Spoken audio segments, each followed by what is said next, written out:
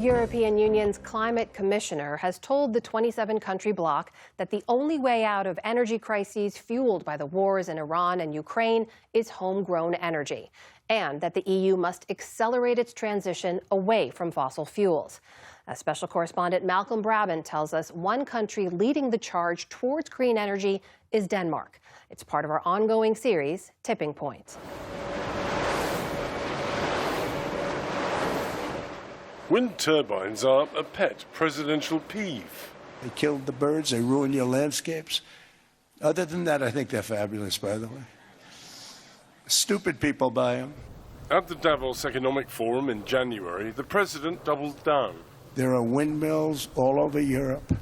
There are windmills all over the place, and they are losers.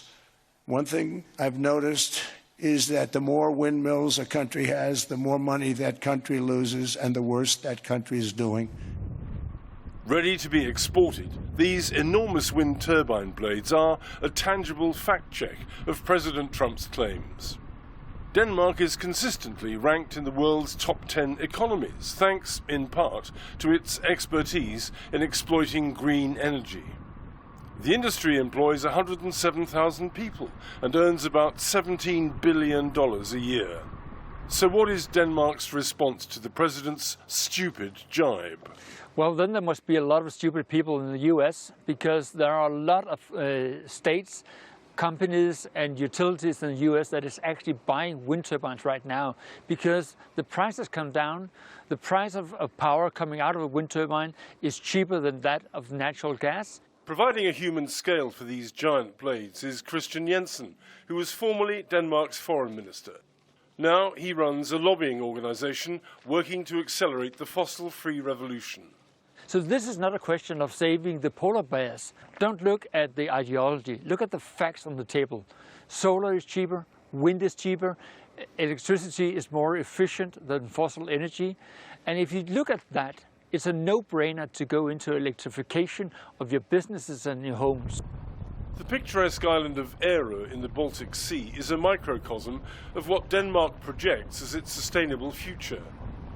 An hour's ferry ride from the mainland, Ærø hosts 6,000 permanent residents and 250,000 tourists in the summer. Denmark is at the cutting edge of green technology because it's been pushing the boundaries for more than half a century. After two major oil crises in the 1970s, the Danes decided that self-sufficiency and energy security were top priorities. Now that foresight is paying dividends. Especially in Ærø, which, thanks to its wind farm and other green projects, is reasonably insulated against shortages and price rises caused by the conflict in the Persian Gulf.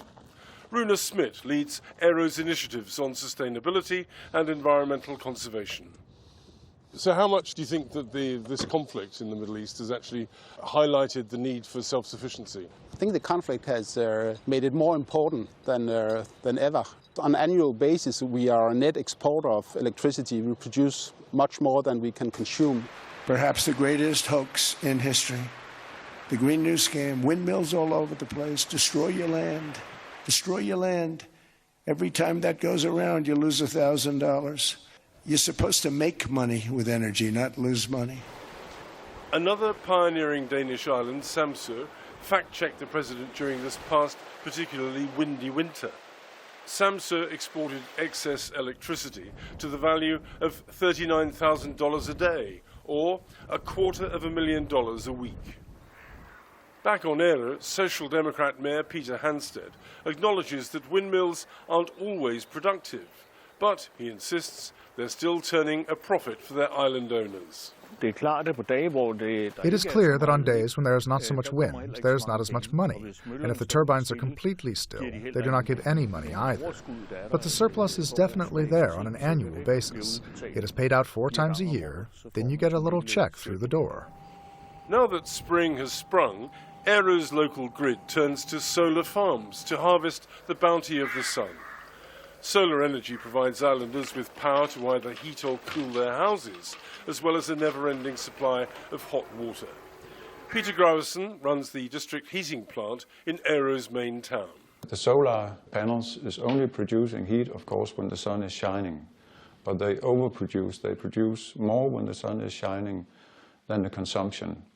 And the overproduction we keep in a storage tank, which actually works like a battery. When the sun goes down, we simply use the stored hot water from the storage tank. The diesel-powered ship linking Aero with the mainland is temporarily spoiling the island's carbon footprint, while Ellen, its regular all-electric ferry, is in dock having new batteries fitted. Henrik Harbath Mikkelsen designed the power system and hopes that other ferries will follow in Ellen's wake.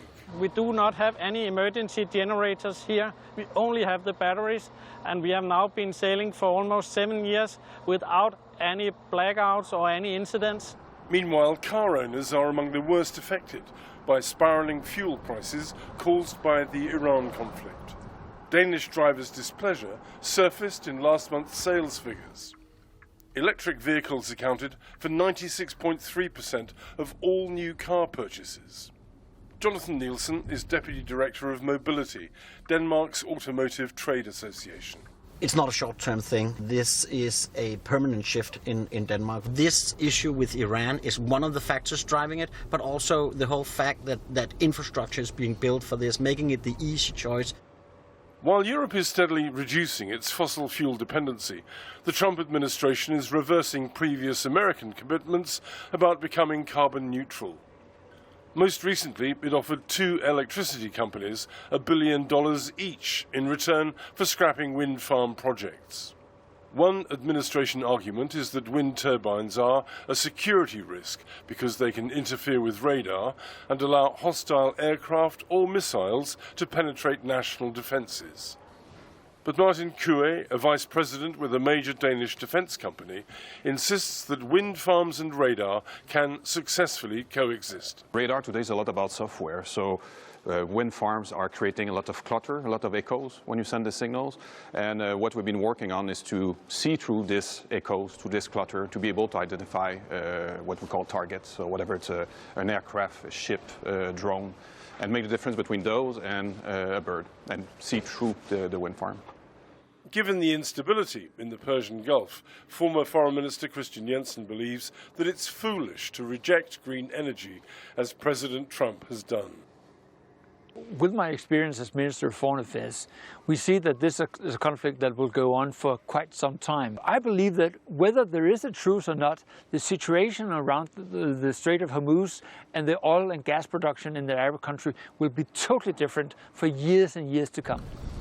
With nearly 90% of its energy coming from renewable sources, Denmark is better positioned than most nations to ride out the storm taking place nearly 3,000 miles away. For the PBS News Hour, I'm Malcolm Brabant in Ærø, Denmark.